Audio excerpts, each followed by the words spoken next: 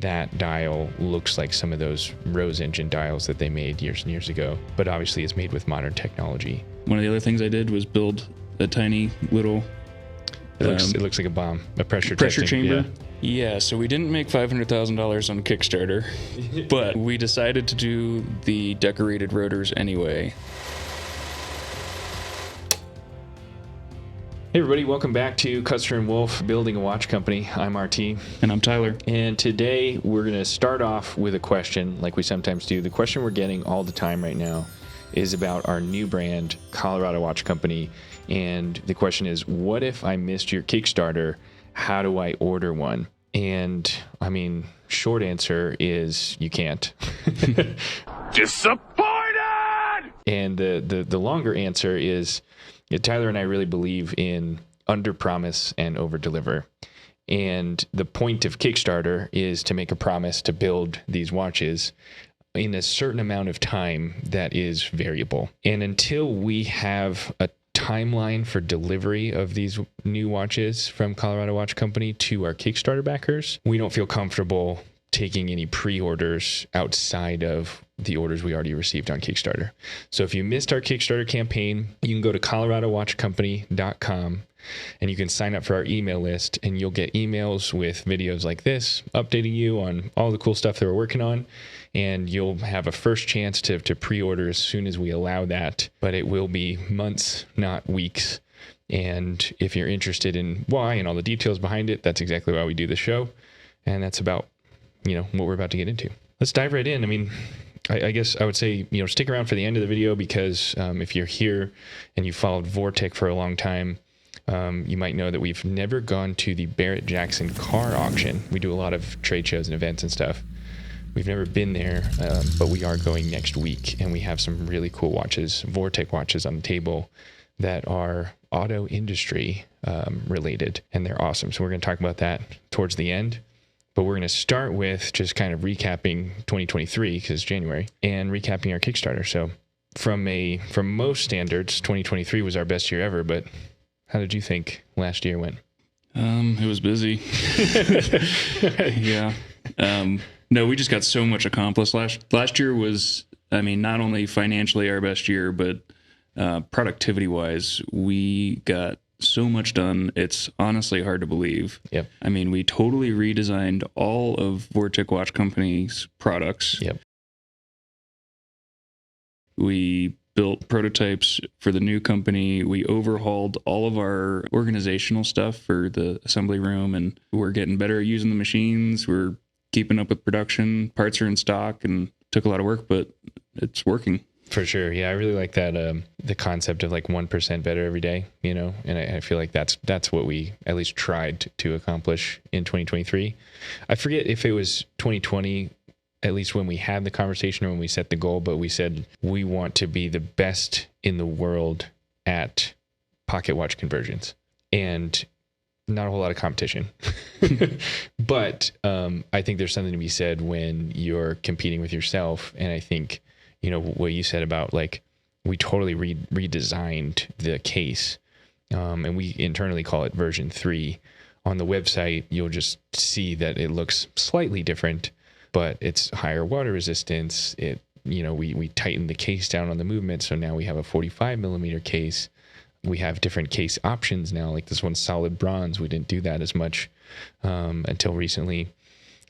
When I'm showing these watches to customers at trade shows now, like people who have followed us for a long time, especially people who, like, if you remember back when we were 3D printing titanium and we had the printed cases, and especially way back when we were doing the 2-piece cases, if somebody who's followed us for that long, they hold one of these new watches and they're like, holy shit, this is beautiful. So yeah, I'm proud of 2023. Yeah, I think we can pretty safely say at this point that we make the best American pocket watch conversion case on the planet. Yep, the best American pocket watch conversion case in the universe. Actually, I think we can claim that universally. Maybe. Neil deGrasse might have something to say about that. There's watchmakers on Mars. You're actually onto something. Yeah, so that's Vortic, and Vortic did well, and it's been fun to grow the Vortic brand. But as we've talked about on this show, kind of the point of the show and why we call it Building a Watch Company is we're not just building Vortic. Building watch companies doesn't come off the tongue as well, but like we are building now a watch company from scratch, and that's Colorado Watch Company, and it's our new brand. And speaking of being proud of something, like I've been wearing this watch, the GCT with the steel, a lot recently, and I can't stop like staring at it when it's on my wrist. It's just so freaking cool. So super excited to update you guys on that. But if you've been following along, we had a really successful Kickstarter back in October 2023. We raised roughly $350,000 on Kickstarter, sold, it was roughly 300 watches or so. And we have, of those, like, I don't know, 275 people that purchased watches. Some people got more than one. Thank you. Almost all of them, I want to say 90+% of our Kickstarter backers have filled out the survey that we sent. We decided to use an outside service. We built it in Airtable, and long story short, it's a form that you were emailed. So if you backed us on Kickstarter and you have no idea what I'm talking about, check your email for an email from info@coloradowatchcompany.com. And if you don't see that, then email us, info@coloradowatchcompany.com, and say, hey, here's my name, here's my backer number from Kickstarter. I never got the survey. I didn't see it. There are, I don't know, a couple dozen of you that haven't filled it out yet. It's okay. Not the end of the world. We're about to update you and everybody else about, what we're working on. But we do need everyone to fill out that survey as soon as possible so that we can have all the data and start figuring out how many of each option we're going to build. But I wanted to talk about the options themselves. So let's start with, because like if you did see that survey, and if you're watching this and you haven't backed us on Kickstarter, you didn't back us on Kickstarter, then you have no idea what I'm talking about. Basically, we send out a survey that says, which of these options do you want? After Kickstarter, we aligned on 8 different options for the Field Watch and 4 different options for the GCT.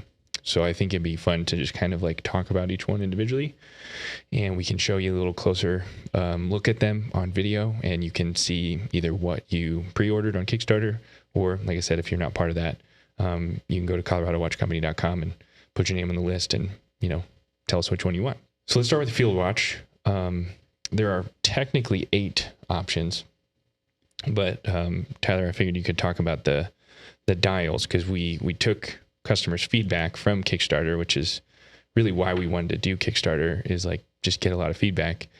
This one is a good example, and I think we can start with it because this is the Field Watch with the stripes on the dial, and I called it stripes with red logo. So the logo has the red around it, like our shirts. And so this is kind of like the original design. You changed it slightly from the images we put on Kickstarter, and then there's a few kind of like variations of it. So what was your thought process when you were like designing this final version of the red logo option?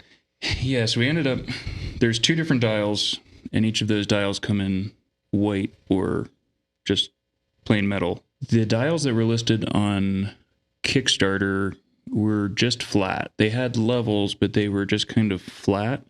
Part of the reason that we raised the centers was actually to strengthen the dial, to give it more rigidity so it wasn't as flexible. Yeah. The dial final thickness should be about 0.4 millimeters. So to machine metal down to 0.4 millimeters is getting really thin. So first of all, we raised the centers as opposed to the sunken flat center. We raised the centers and we added some decoration. And that, I think, is just more fun. It's more interesting to look at. I mean, it's showing off our manufacturing capabilities. And from the feedback that we got on Kickstarter, not everybody loved the red logo, which is fine. I mean, everybody has their opinion, and they're entitled to that. But I had some thoughts on how we could do it a little bit differently to not use the red, and that's where we came up with the second dial option. I forget what I called that. I think I just called it simple logo or black logo on the Kickstarter survey. But yeah, like you said, the red logo option comes in the metal dial or the white dial. and they both have stripes on them, vertical stripes. It's we call them Colorado stripes. It's kind of like Geneva stripes, but you did it on the machine. Yeah, they're just smooth stripes with little bevels on them. Mm-hmm. Yep. And from this angle, the stripes are very easy to see on the metal dial, and a little bit more subtle on the white. Just as you might think, if you paint something white, it's going to cover. It's going to make it less shiny. It's going to make those beveled edges of the stripes stand out less. But we did have a few questions of the white in some of those images almost looked flat, like a literal flat dial. We've been trying to figure out how to make them white, so we just don't have very many examples, and this one isn't quite perfect, right? Yeah, I mean, this one is flat. It's just a matte paint that they did instead of the gloss paint that will be on the finished product. So, yeah, just like everything else, it's moving along, but not quite perfect yet. And obviously, in future videos like this, we'll show much more detailed, like here's what white is going to look like in the final production, and here's what metal is going to look like. But these two are good examples. And so we have the red logo in metal or white, and then we have the more simple black logo also in metal or white, but then you changed, you didn't just get rid of the red, you also changed the cutout and then the decoration on the dial. Yeah, so because we got rid of the red stripe, we just made that pocket smaller, so it kind of fit around the logo and looked intentional. Yeah. But the big difference is on the simple logo dials, we're kind of decorating those stripes. Yep. So the red logo, they are smooth. That we just take a high feed end mill, which has a little bit of a rounded tip, and it runs across in those stripes. So it just makes them smooth. With the stripes on the simple logo, we use the 5-axis, and we actually turn an end mill on its side and spin it really slow as we drag it across. So it's using the edges of the tool, of the flutes, as we drag it across the dial. So it's got these really pronounced tool marks that give it some texture and I think look really cool. Yeah. I mean, it looks like some of the, and again, if you've been following us for a long time, like obviously a lot of our design is inspired by some of the Vortic work in the old pocket watches. And to me, that dial looks like some of those Rose engine dials that they made years and years ago. But obviously it's made with modern technology, as you described. So we can make hundreds, hopefully thousands of them instead of, the one at a time that we're used to. So those are the dial options is basically with or without the red logo. And the red logo has simple stripes, and then the simple logo has the decorated stripes. And then to get to, that's 4 different options, right? And then to get to 8 different options, now you have a steel case versus a DLC black case. And so when you add the case options, now you have 8 total different choices. And in our surveys, that's what we gave you. 8 different choices. You could choose which dial you want, which case you want. They're all going to come with black rubber straps, and then your choice of an extra strap, thanks to everyone who helped us hit that stretch goal. And we have a couple options of the extra straps here. These are all Cordura. You have a choice between green Cordura and black. So these are just good examples of like what they will look like.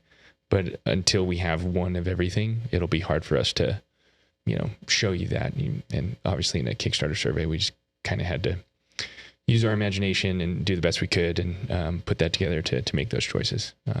But like I said, almost everyone's filled out those options and made those choices, and we appreciate that. For the GCT, if we can switch to that for a second, we decided to keep it a little more simple and just have 2 dial options and 2 case options. So we have, and this one was kind of hard to see in the images. And so I'm excited to share more video with this, but we have a machined black dial and a matte black dial. And basically the difference is when we make the dial for the GCT, and if you've seen the Kickstarter, you've seen those videos, like very thick dial. We have to use these screws to hold the dial in. And so like I keep just kind of staring at this watch because the dial has so much depth and it's just so cool. But your choice is going to be either the machined or the matte finish. And the machined, we're basically leaving those machine marks on it. We're not sandblasting it or polishing the dial. And we're applying the DLC black coating to the dial, to the same coating that we use in the case. And then on the matte black dial, basically we are sandblasting it like we do the case before we put on the DLC coating.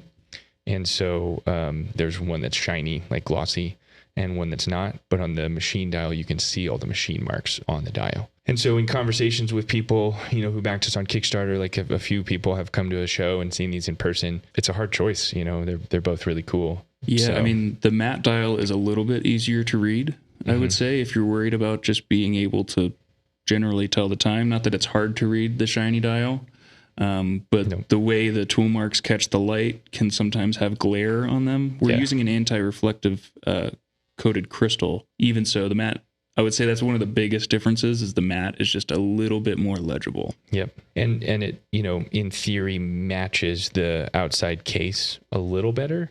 But it's all black. So I think some of it especially depends on what kind of lighting you're in. Obviously we're in studio lighting here. They both look awesome outside in like harsh light in the sun. To your point, this one would definitely be a little more legible. I don't know. It's definitely been a hard choice for a lot of people. My choice was the machine, because to me, it just tells the story of how we make it and we're leaving our signature on it. But I think the matte black has been the choice of probably slightly more than 50%. Is probably 60-40 from looking at the survey results. And probably for that reason is legibility is just really, really clean and easy to read on that one. So we have those two different dial options and then two different case options. You can get it in all black or you can get it in steel. And then we have the same strap options for the GCT as we do with the Field. So that's what was covered in the survey. Again, if you didn't get the survey, send us an email, info@coloradowatchcompany.com. And, let us know whether you backed us on Kickstarter or not. What other ideas and feedback you have. We always like to hear it, especially here on YouTube. Make sure you leave that comment and tell us which one's your favorite from all those different options. Before we move on to like where we're at right now, we have one special surprise. And then we kind of like hinted on it or added on Kickstarter. We worked with and are working with FTS, or Fine Timepiece Solutions, for the movement. The movement's called the Americron, and if you look on Kickstarter, you can see the rotor says Americron on it. You can kind of see what that movement looks like. On the GCT watches, we're using a gunmetal movement with a different rotor. And then on the Field watches, we have their standard movement. And the movements are really cool, but we just kind of asked some questions after the Kickstarter was successful, and we said, what other options do we have? How do we make this more our own? And Tyler, you want to explain what the mad scientist came up with?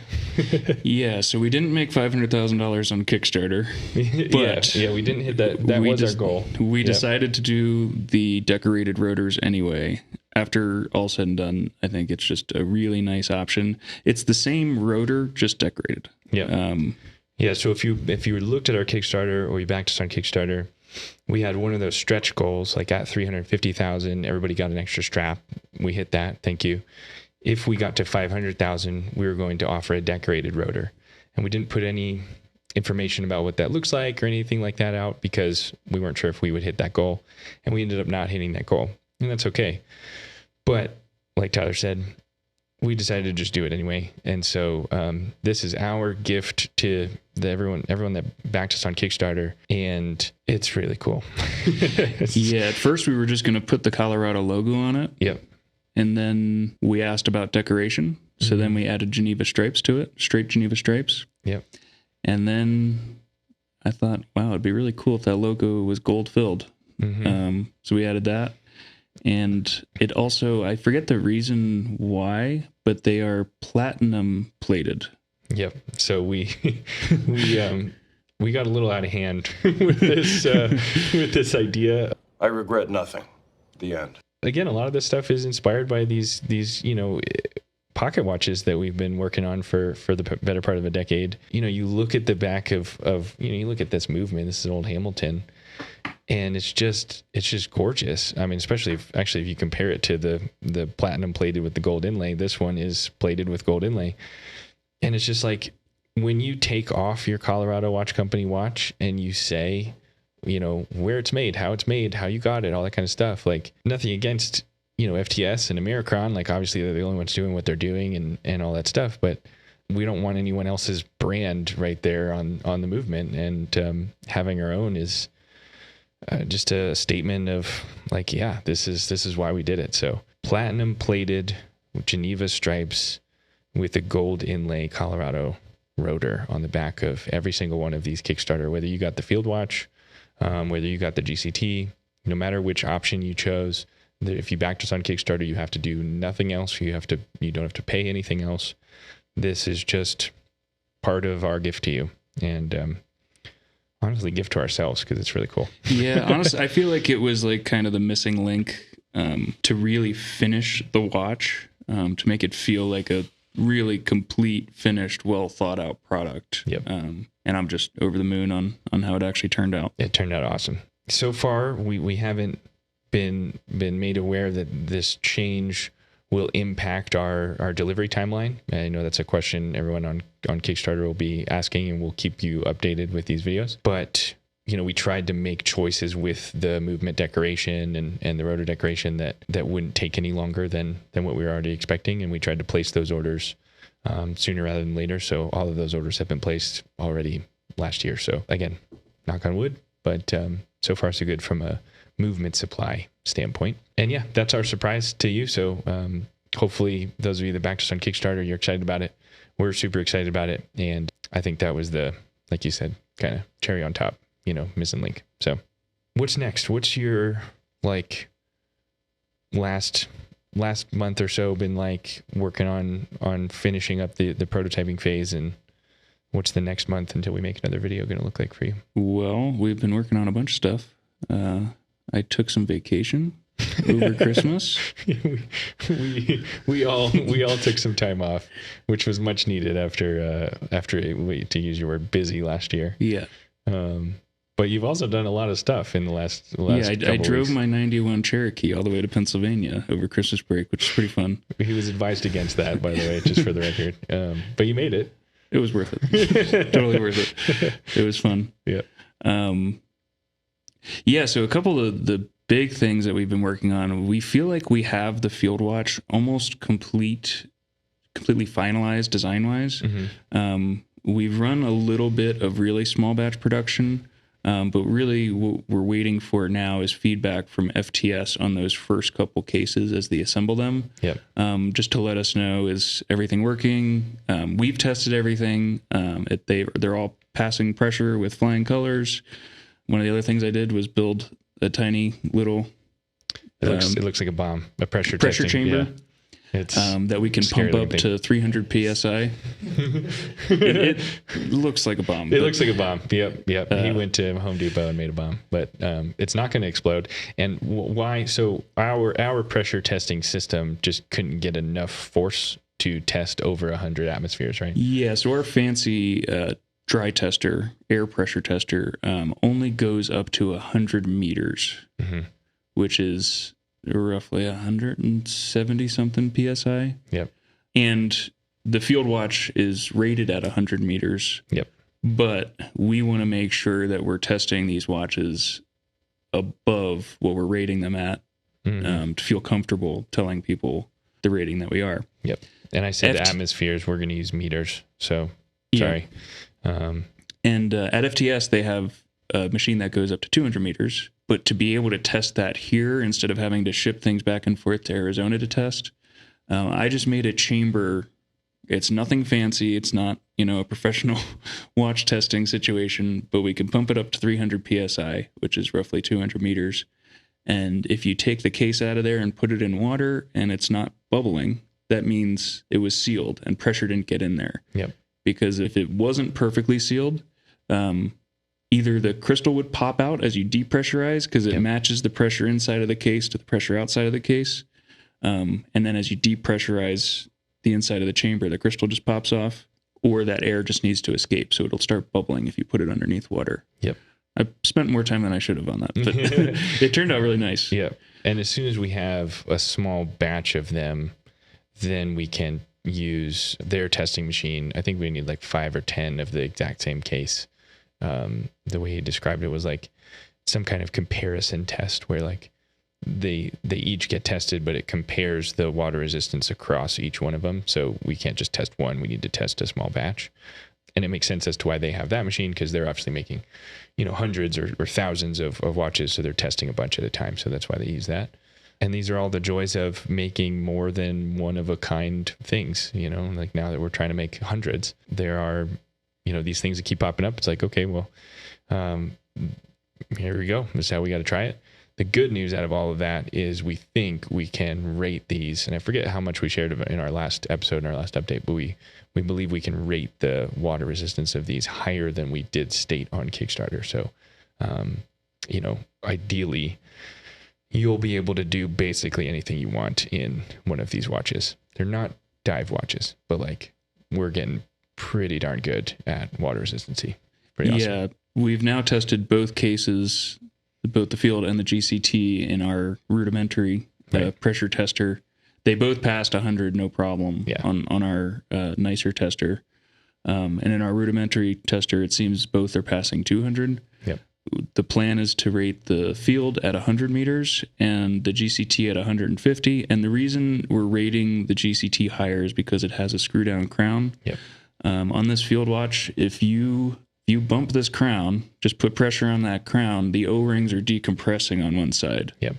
But because these crowns are screwed down, you can't actually move the crown. Yep. So if you're active and you're moving, you're not going to get water in your watch. Yep. When we're pressure testing, it's a static test. The watch isn't moving. Nothing's pushing on it. Once you get into the real world, it's quite a bit different. Yep. So that's why we want to test really high, and the GCT is a little bit higher because that screw down keeps it protected. And like we said before, we like to underpromise and overdeliver. And so even if all of our watches test to 200 meters or higher, we're not going to rate them to that. We want to make sure that we say exactly what every single one of these is going to be.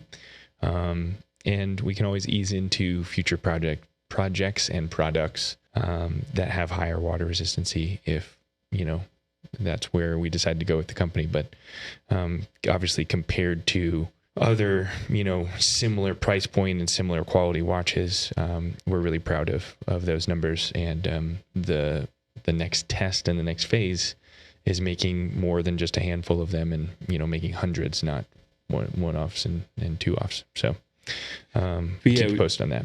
In the last month or two, pressure testing has been a big part of it. Yep. Both building a way to pressure test higher and actually testing the cases. And speaking of, the screw down is the other thing that we've been spending a lot of time on. Last week, we decided to totally redesign it. Mm-hmm. We trashed everything that we'd done so far, pretty much, and redesigned it, and we're really happy with the results. Yep. We were having it function, but it just didn't feel high end. Yep. So the way that the two gears mesh together, we just totally changed, and it works way more smoother now. And we've been dialing in those parts. We're prototyping those little turned parts on the 5-axis, so that's a little interesting. Yep. Fun little tiny parts to program for a really big machine. Yep. And you're supposed to use our Swiss turning center, which is made for those parts, but that machine takes a lot longer to set up. Yeah, you can't really prototype on a Swiss. Yeah, you don't make just one. Yeah. But it takes days to set up a part. Mm-hmm. And then if you need a change, you got to make changes. Yeah. Whereas the mill, I can swap out my fixtures really quickly. It takes longer to make the part, and the part isn't quite as nice on the mill. But we've been iterating on the mill before we take it over to the lathe. Yep. Well, and like you said, the screw down crown on these two GCT prototypes that we have works great, and it functions. It does exactly what you expect of it. But I agree, if we can make it feel nicer, feel smoother, and make it feel like a watch that's worth even more than what these watches are worth, that is a net benefit. So that's again why we decided to use Kickstarter, is so we could say, here's what it's going to look like. Here's the specs. Here's everything we're going for. But between when you order it and when you get it, it's going to get even better. So if you've seen one of these in person and you're happy with it, again, between the rotor and all these little changes we're making, I think you'll be really, really happy with these. Yeah, so two of the things, or one of the big things we changed is how the crown seals against the case. Before, we just had a flat O-ring in the bottom of the case pocket for the crown. So as you screwed down the crown, it would just crush that flat O-ring. Mm-hmm. We were having a lot of trouble getting that to pass pressure. So we learned a lot about flat O-rings. Flat O-rings are not great for pressure testing. Yeah. And what we did instead is, on the newest versions, you can actually see the O-ring when the crown is pulled out. Mm-hmm. And when you screw down the crown, there's a slight taper on the pocket in the case. So as you screw it down, it squeezes that O-ring a little bit more. Yep. And that passed pressure without any trouble. It makes it really smooth when you're getting the watch all the way wound down. And I like that design more because it also protects the threads of the crown from getting any type of water or dust contamination. Yep. Whereas before, the O-ring was at the bottom of the thread, so the water could still kind of hit those threads of the crown. Yeah, makes total sense to me. We'll have to figure out how to show people what that is, but maybe you can use the CAD software or something. Yeah, well, we've got parts. We've got a working system. They're just really small. Really, yeah. Well, the two things we still have to perfect are the tension of the spring. Yep. Going from set to wind relies partially on that spring having enough tension. Yep. So we're probably going to have to get custom springs made. Mm-hmm. But the other thing is just the thread. We've experimented with a few different types of threads to actually take the crown into the case. We did a double start. We did a few different pitches. Ultimately, we ended on a fine pitch Higbee thread. I'm sure everyone knows exactly what that is. What a Higbee thread is. Normally on a thread, it has a really sharp edge as it starts. Mm-hmm, mm-hmm. And with that sharp thread, it's really easy to cross thread. Yeah. So what we do is we follow, after it's threaded, we thread with an end mill, so it's just flat on the side, and we actually mill off the start of the thread. Okay. So it's got a really sharp edge. Exactly. So where the two threads actually start to engage is more of a flat surface. So if you're not in the right spot, it's just not going to thread. Yep. And that's something that when you get one of these watches, you'll feel immediately when you try to unscrew and screw down the screw down crown. So yeah, that has been fun learning how to Higbee threads. It's the first time we've ever done that. Yep. Awesome. And so you're prototyping that on the 5-axis, and then we'll have to program that into the Swiss turning center so we can do hundreds of them. Yeah. So we feel like the field is almost completely finalized, and like I said, we've sent cases to FTS already for assembly testing. Yep. For the GCT, the final component is this screw down that we're still working on, but I'm really happy with where it's at, and it should be finalized the next week or two. Yeah. Awesome. Thankfully, there's even if we're talking about a custom spring, there's a lot of great spring companies. So we're not like alone in that kind of stuff. So that's exciting. So next is really the dials, would you say, right? Yeah. So the goal was to get the cases perfected by the end of January, so then I can spend all of my time working on the dials. And when it comes to the dials, there's a few different things that need to be finalized. On these prototypes that are sitting in front of us, we bought off-the-shelf ink. Yep. Not that there's anything wrong with that ink, but it's not the final product that we're going to be using on the pad printer. Yep. So since Kickstarter, we've ordered ink that should allow us to experiment more. One of the difficult things about our style of pad printer is the reservoir of ink is exposed to the air. And for people that don't know, pad printing ink dries out really quickly. Mm-hmm. So you kind of have to constantly be adding thinner to the reservoir and keeping the consistency perfect. But we want to get that down to a granular level where we can weigh out all the different amounts. And until we have the final ink, we can't really finalize that. Yep. And in the same vein as that, the luminescent material is coming from a separate company in Switzerland.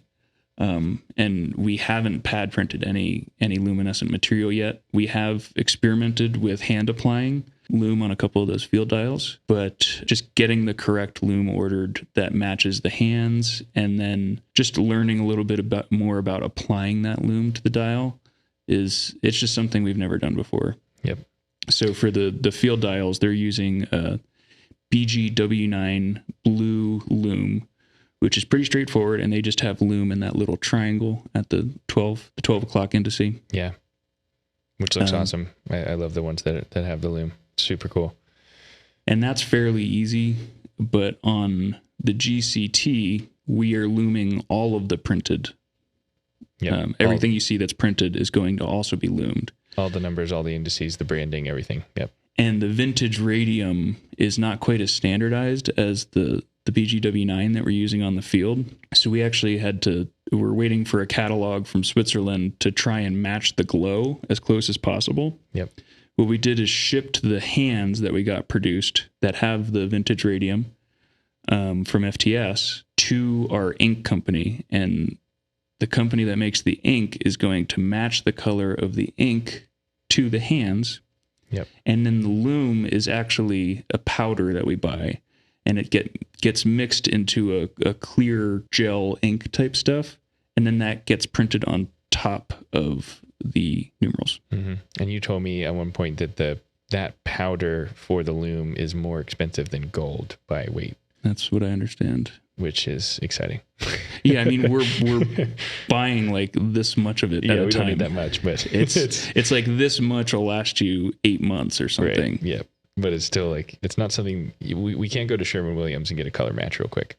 Yep, that's sure ship has sailed. Yep, and that's gotta go to Switzerland for this stuff. We've been asking for feedback and advice from even some of our competitors, like here in the U.S. Like, does anyone do this here? And pretty much everyone we've talked to has simply asked, why are we trying to do it here?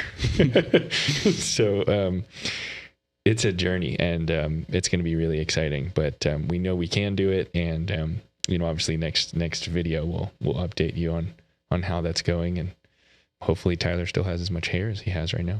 Yeah, hopefully. You can't even see, but yeah, we just got to finalize the actual materials we're using to print, and then experiment with printing. So feels like we're on track. By the end of January, basically we're starting production on some of the case parts, so that I can now switch my focus to dials. Yep. Yeah, that makes total sense. So with all that, that's basically, our this video is not just like a Custer and Wolfe building a watch company video. It's also going to be basically our Kickstarter update in a lot more detail than you've probably seen from Kickstarter updates, just with video and all of this kind of stuff. We'll show you as much of our prototyping process as we can. Like I said, some of it's really small. Some of it happens so quickly that we, forget to even hit record. So we're going to share with you as much as we possibly can. And we're going to film these videos, in the middle of the month or so, and then put them out hopefully by the end of the month or so. And so this one is January, and the next update will come roughly 30 days from now in February. So that February update will share with you a lot more about what's going on with Colorado Watch Company, where we're at with Kickstarter production, what we're working on, and what we've been working on, what we're working on next. And then we'll talk a little bit about Vortic and just like exciting stuff that we've been doing. So I'll transition to that just really quickly. I mean, I have 3 super cool watches on the table. We're headed to the Barrett-Jackson car auction in Scottsdale, Arizona in a couple days. I'll be there from, I think it's January 20 to 28. If you haven't heard of the Barrett-Jackson car auction, I mean, I think there's like 350,000 people expected there. We have a small booth set up where, we just have our Vortic watches on display. We'll have some of the Colorado Watch Company prototypes if you want to see them, if you're there. But we'll have these Vortic watches on display, and we've been collecting really awesome ones that are related to the automobile industry. So the couple that I have here on the table have Packard Car Company logos on them, and one that says Studebaker on them. We also have Chevrolet, There's a Stutz and a Ford that we have in there. Really, really cool history that goes into it. We're going to make a bunch of other content about that on the Vortic YouTube channel and obviously on social media and our emails and all that stuff. And with that, if you want to learn more about any of these things, if you want to come to the auction, if you want to see what these watches look like. Did you wake me up? Did you bring me here? Go to vorticwatches.com/newsletter. Sign up for our email list. You'll get alerts via email about all this kind of stuff. If you want to learn more about Vortic and how we take pocket watches and turn them into wristwatches, just go to vorticwatches.com. And if you want to learn more about Colorado Watch Company, get a link to the Kickstarter so you can see what we did there. And follow along, go to coloradowatchcompany.com. That's all we have for the January update for Custer and Wolfe. Thanks for joining us, and we'll see you soon.